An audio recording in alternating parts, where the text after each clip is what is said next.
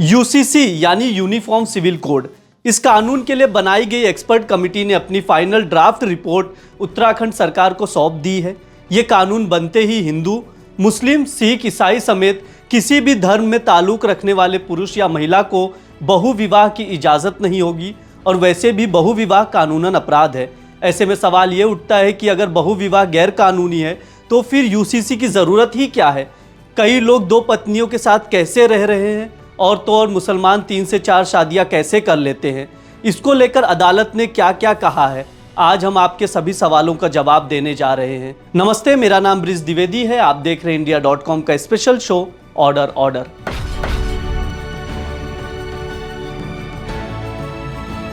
सबसे पहले समझते हैं कि बहुविवाह होता क्या है।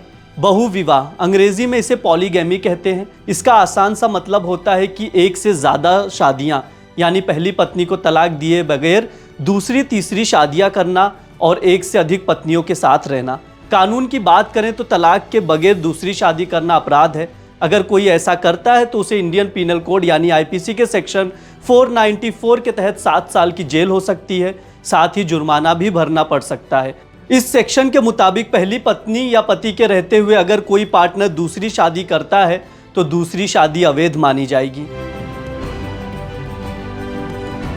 ये तो हो गई देश के कानून की बात। हमारे देश में इस कानून के अलावा कुछ धर्मों के अपने कानून भी हैं, वो भी समझ लेते हैं। सबसे पहले हिंदू धर्म की बात करते हैं। हिंदू मैरिज एक्ट 1955 कहता है दूसरी शादी कानूनन रूप से मान्य नहीं है, चाहे वो पुरुष हो या महिला। दूसरी शादी करने से पहले पुरुष या महिला को अदालत से तलाक के कागजात लेना जरूरी होता है। ये कानून हिंदू, सिख और बौद्ध धर्म के लोगों पर लागू होता है। पारसी विवाह और तलाक अधिनियम 1936 ने पहले ही बाइगेमी यानी द्विविवाह को गैर कानूनी घोषित कर दिया था। वहीं मुसलमानों की बात करें तो शरीयत एक्ट 1937 के तहत मुसलमान बिना तलाक के कुल 4 शादियां कर सकता है। ऐसी स्थिति में उस पर कोई भी कानूनी कार्रवाई नहीं होगी। मुसलमानों को 4 शादियां करने की इजाज़त देने की वजह से दूसरे धर्म के कई पुरुष एक से ज़्यादा पत्नियां रखने के लिए इस्लाम धर्म अपना लेते हैं। इसी तरह का एक केस सुप्रीम कोर्ट के सामने आया था। केस था सरला मुदगल बनाम यूनियन ऑफ इंडिया। इस मामले में 1995 में सुप्रीम कोर्ट ने एक ऐतिहासिक फैसला सुनाया। कहा कि 2 शादियां करने के एकमात्र उद्देश्य के लिए इस्लाम धर्म अपनाना असंवैधानिक है। इस्लाम में धर्मांतरण और दोबारा शादी करने से पिछली हिंदू शादी खत्म नहीं होगी, हालांकि इस आधार पर तलाक हो सकता है। आखिर में अदालत ने यूसीसी की आवश्यकता की वकालत की थी। जब हमने सुप्रीम कोर्ट के वकील अश्वनी दुबे से पूछा, ऐसे भी कई मामले हैं जहां पर नेताओं ने एक से ज्यादा शादियां की हैं, हालांकि उन पर कोई कार्रवाई नहीं हुई।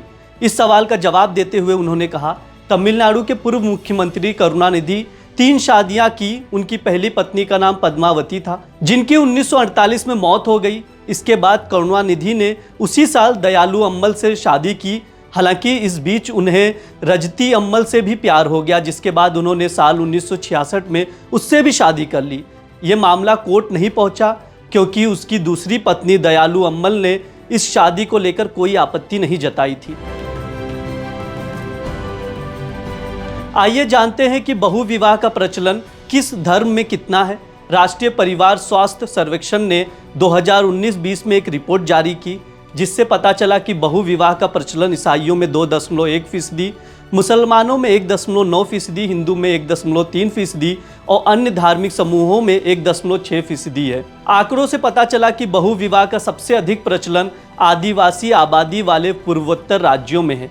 आज के लिए इतना ही। देखते रहिए इंडिया.com। शुक्रिया।